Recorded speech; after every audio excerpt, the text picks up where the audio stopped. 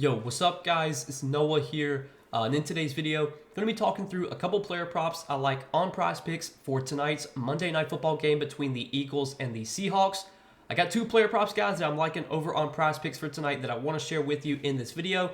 As always, we're going to talk through each one of these two plays, share why I like them. Before we do get started though, guys, if you do enjoy these Prizepicks videos, make sure you hit that like button down below. Make sure you hit that subscribe button if you have not yet. And if you guys are new to the channel, and if you are new to Prizepicks, if you don't have an account over on Prizepicks, you can sign up, linked down below in the description, or just use that promo code NOAH when you do sign up for Prizepicks, and you will get your first deposit matched up to $100.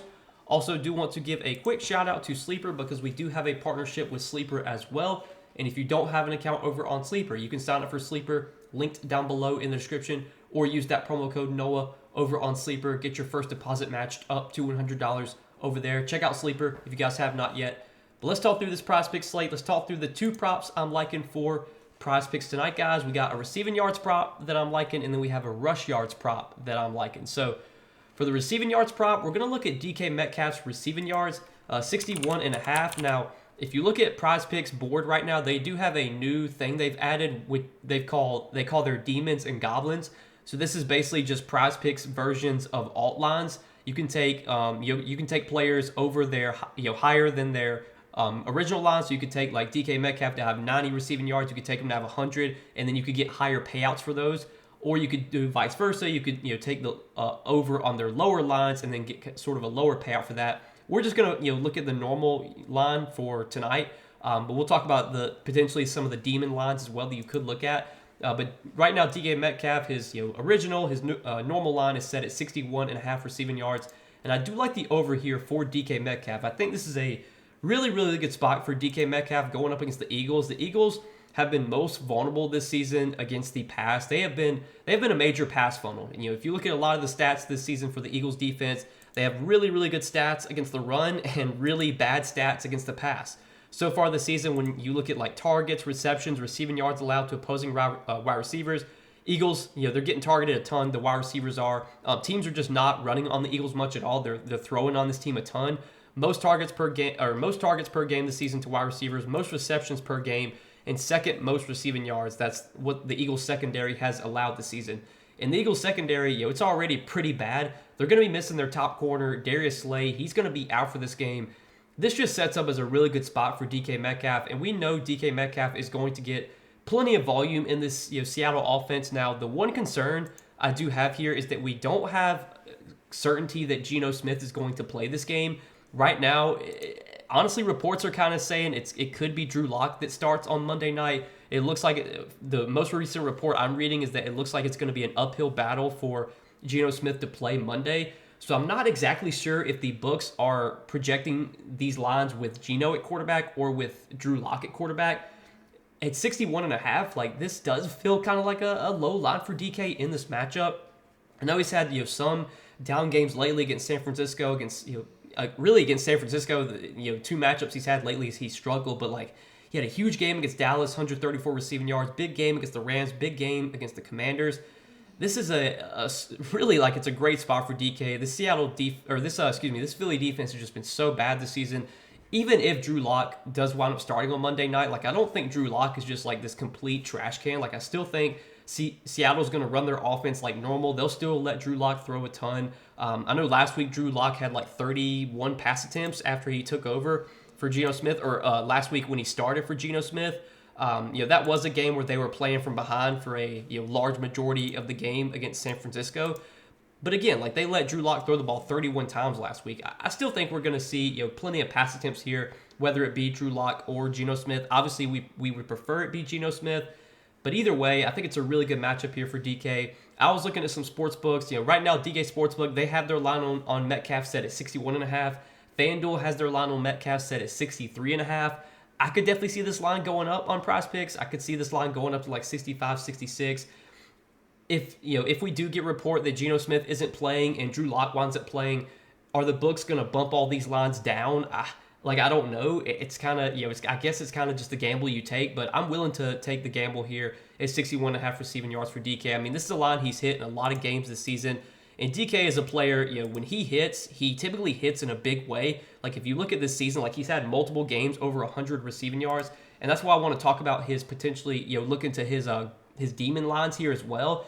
DK, when he has those games, like those when he has those big games, usually they come in a big way. And like I said, he's had 2 games this season over 100 receiving yards. I honestly don't hate this, taking the demon line of 99.5 receiving yards for DK. You obviously would get a higher payout for that. That's something you could do as well if you wanted to look at that. I think I'd only take that though if Geno Smith is playing. If Drew Lock's playing, I don't really like that 100 yards on DK much. But yeah, I think this definitely could be a big spot, big boom spot for DK Metcalf here. I know he's had some down games lately, but those have both been really tough matchups against the 49ers. This is definitely a get right spot for him, and we know DK, he's one of these receivers that can really beat these easy matchups, and this should be one of the easier matchups he's had this season against a very beatable very beatable Eagles secondary that's going to be missing their top corner, no Darius Slay tonight. So really like this play, more than 61.5 receiving yards for DK Metcalf. And then on the other side of the game,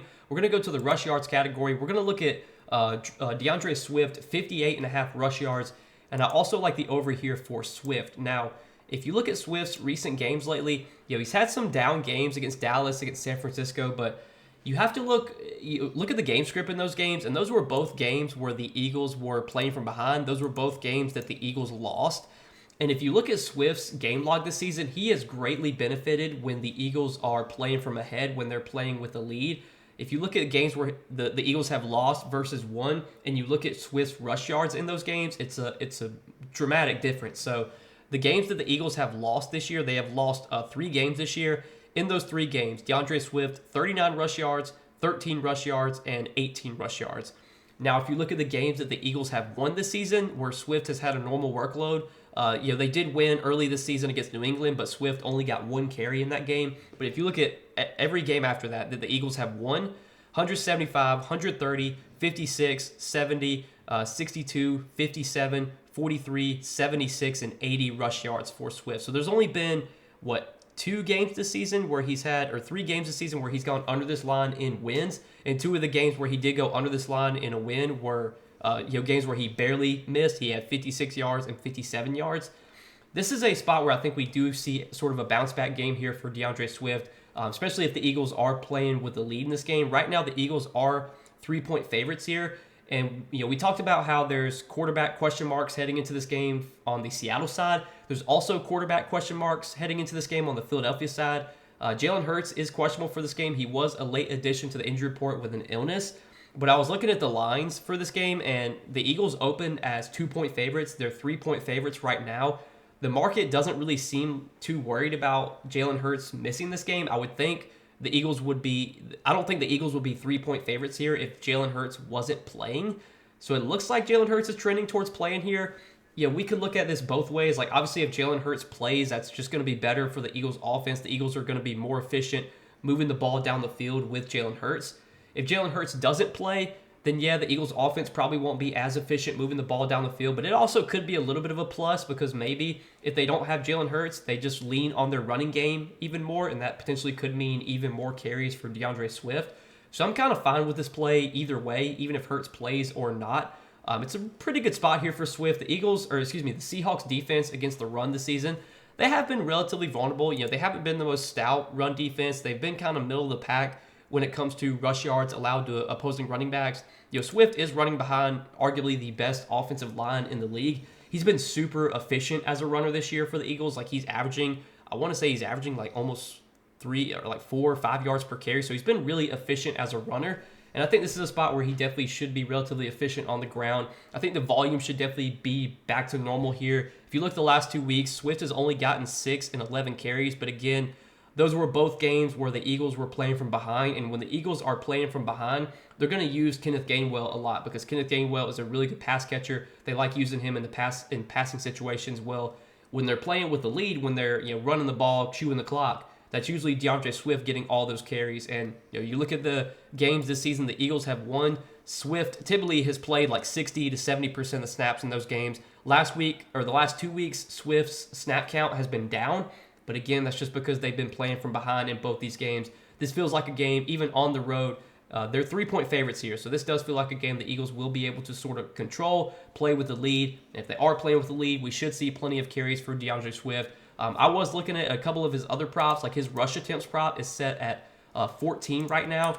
DK Sportsbook, they have him minus 130 to go over 13.5 rush attempts, so I'm guessing that's why Prizepicks bumped this line up to 14. Like, if we get 14 carries from Swift here, I think we got a pretty good chance at 59 yards. But if you want to take the over on 14 rush attempts, I don't mind that either. But I could definitely see a scenario where maybe Swift doesn't get 14 attempts, but still goes over this rush yards prop, especially if he is efficient on the ground. And if you want to look at like some of the demon lines, I don't hate these. Like, we have seen Swift have some big games on the ground. Like, he's had multiple games this season over 80 rush yards. So if you want to play this for the higher payout, you technically could if you want to. Another prop I don't mind is the touchdown prop for DeAndre Swift. You'll get a boosted payout for this as well. The Seahawks have given up a lot of touchdowns to running backs this season. They have allowed 14 rushing touchdowns, which is actually second most in the league behind the Panthers. So this Seahawks defense has given up a lot of running back touchdowns this season. I don't mind taking DeAndre Swift to score a touchdown here too. Again, that's a demon play, so you would get a boosted payout for that too. So there's a lot of ways you could look at this. You know, if you want to just go for the YOLO demon play slip, I don't mind looking at like a, you know, DK Metcalf 100 yards, DeAndre Swift touchdown. Like, that could be a demon entry you make, and if you do play that, it would give you a, let's see, like it would give you a 9x payout.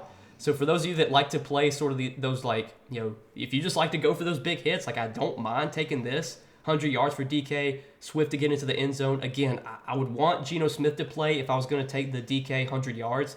But I think that could be something you run as kind of like a riskier entry just for a higher payout. I definitely would recommend betting lighter on that entry if you were to play something like that. But for the sake of this video, what I'm going to be playing personally is going to be DK more than 51 or 61.5 receiving yards, and DeAndre Swift more than 58.5 rush yards.